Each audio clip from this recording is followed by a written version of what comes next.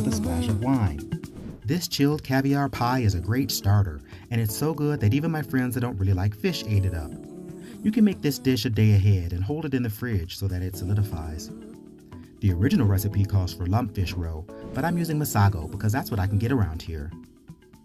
Start with the eggs. They need to be hard-boiled.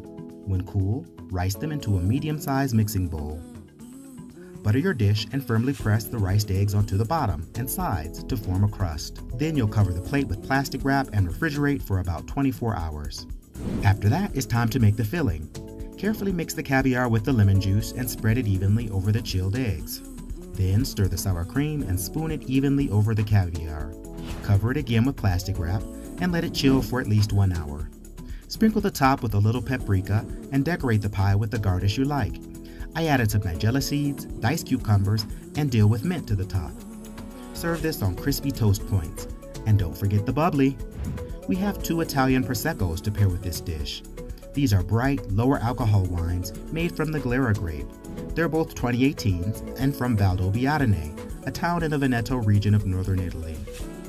Our first wine recommendation for this dish is Angelo Bortolan Prosecco. It's nutty and slightly floral. Our second recommendation is Bisol Crede Prosecco Superiore. It's also floral, but has more of a mineral quality.